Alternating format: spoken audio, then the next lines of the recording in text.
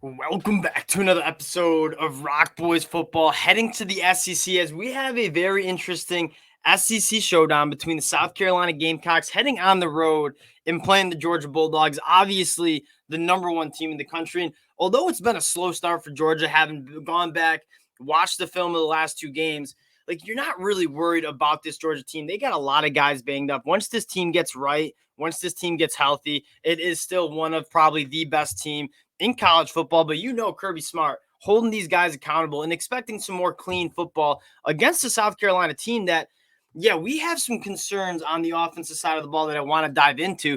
That being said, Spencer Rattler right now is playing like one of the best quarterbacks in the whole entire country. And when you have a quarterback like Spencer Rattler, you are an extremely dangerous team. Anytime you put on the pads on a Saturday afternoon, this is going to be a really good one. Excited to get into it now. Before we do, again, just want to say thank you to you guys. The amount of support for these game breakdowns truly does mean a lot. I mean, over 8,000 subscribers. The support from you guys has been awesome. If you do enjoy the content, consider subscribing to the channel. But more importantly, again, the best part about doing this is hearing from you guys in the comment section. I learned so much from you guys. Love talking ball with you guys. So let me know your picks, some keys to the games in the comment section. And let's get into this matchup. And the first matchup and conversation that I want to have is this South Carolina offense going up against the Georgia defense. That is the most talented team in college football, or unit, I should say, in college football. And the biggest concern I have, Spencer Rattler has been absolutely awesome, pushing the ball down the field, extremely accurate. The biggest problem you have with this South Carolina offense, and we talked about it in the offseason, a lot of South Carolina fans kind of agreed with us, it's the offensive line. It's the ability to run the football and then pass protect when it is third and long. And you look at this South Carolina team through two games, and it's not like they're playing elite defenses, really struggling to run the football, right? DeCorian Joyner moves to that running back spot, kind of doing a little bit of a running back by committee. 1.5 yards per carry for South Carolina through their first two games. It's putting the offense in really bad spots when you can't establish the run, you can't stay on schedule, forcing Spencer Rattler to kind of face a lot of third and longs where this offensive line just struggles in obvious pass protection situations. If South Carolina can figure out a way to get some sort of resemblance of a run game going, and that can look a lot of different ways. You got some talented and diverse skill sets in that backfield, right? Juju McDowell, DeCorian Joyner. Can you find some sort of way to get a run game going where you're not putting Spencer Rattler in these third and super long sets? Because that's when this Georgia team is most dangerous. Again, Georgia really good against the run, phenomenal front seven. We've talked plenty about that. But when it's time to turn it up, third and long, you're telling your edge rushers to pin their ears back. You can start sending some linebackers. That's when this Georgia team is most dangerous. And that is where kind of South Carolina has struggled, just putting Spencer Rattler in too many of those third and long situations. Now, I do want to say, I think the wide receiver room, I mean, I know Juice Wells is struggling with injury.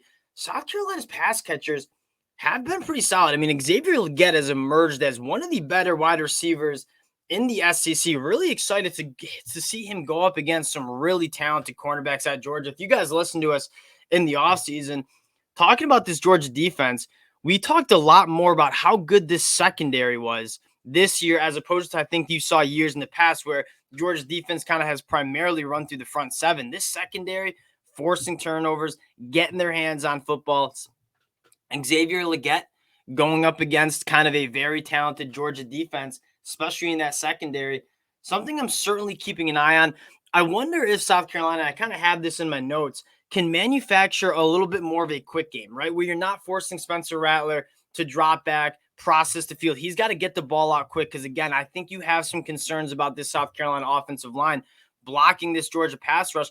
Can you manufacture maybe some screen passes, maybe some bubble screens, maybe work in the short intermediate route trees over the middle of the field? That is where I could see South Carolina having some success. And even going back to Ball State, and again, Georgia dominates Ball State, but when Ball State had some success, and they did not have much success on the offensive side of the ball, it was getting the ball out quickly to these wide receivers, helping them get to work after the catch. That's kind of where I'm looking for. And again, as an offensive coordinator, the best thing you can do is see what your personnel is and say, hey, we struggle with this. Why can't we get more to this concept? I think Dowell Loggins is a guy that can do that, and I'm looking for South Carolina to find some more creative ways to run the football, because I don't think South Carolina can run the football between the tackles against Georgia, and then get the ball out of Spencer Rattler's hand relatively quickly, maybe trying to neutralize this Georgia pass rush. Now, on the flip side, South Carolina on the defensive side of the ball, I think has been pretty solid. And the biggest matchup you see, and what have we talked about all offseason, pretty much for the last 2 years for this South Carolina defense, is stopping the run. Georgia, an elite offensive line, a very potent run game.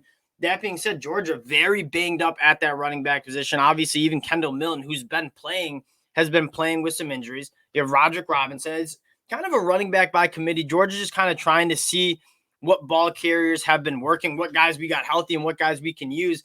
That's probably the story of the game here is, can South Carolina hold up against this Georgia running attack? Again, one of the best offensive lines. I know they're a little banged up front, but one of the best offensive lines in college football, if not the best offensive line when they're fully healthy. South Carolina historically has struggled to stop the run. Can South Carolina bow up, be physical at the point of attack, and stop this Georgia rushing attack?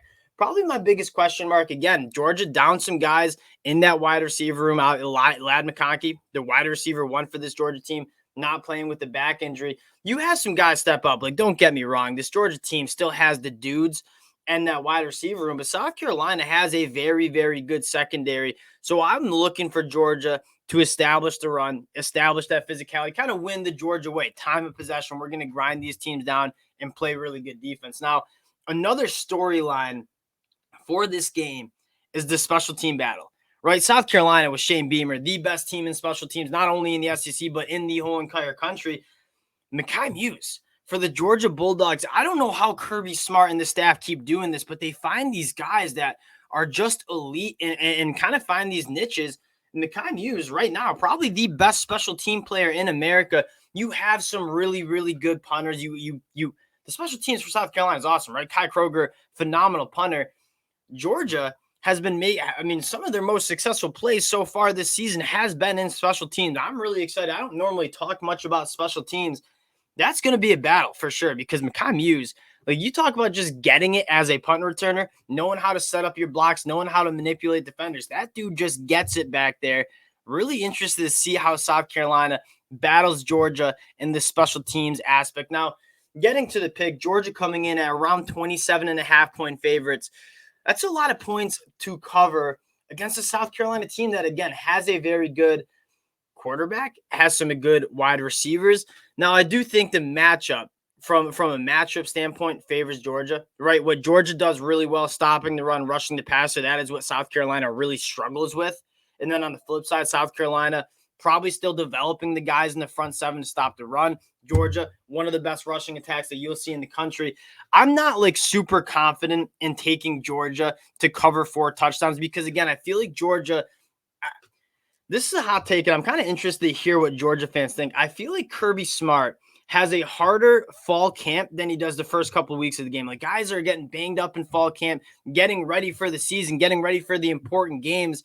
So they're kind of coming into the season and to this game kind of banged up a little bit. It's not a Georgia team that Georgia's going to win this game. I'm not going to pick South Carolina to win this game. Do they win by 5 touchdowns?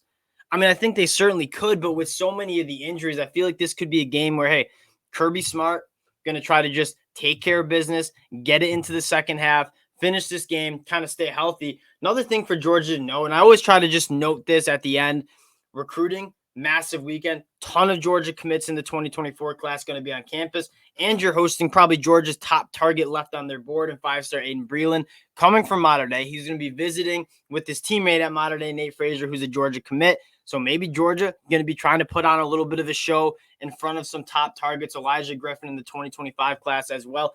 This is going to be a good game, and I want to end with, when you have a quarterback like Spencer Rattler, you saw when he played his best games against Tennessee, against Clemson. If you're a top team, you have to be on your P's and Q's, because Spencer Rattler, with the talent that he has, can take over a game. I like Georgia to win. That being said, the South Carolina team, it's a dangerous team, especially with the way Spencer Rattler has been playing. Again, appreciate you guys rocking with the boys. Would love to hear your takes in the comment section. And again, appreciate you guys. Talk to y'all later. Peace.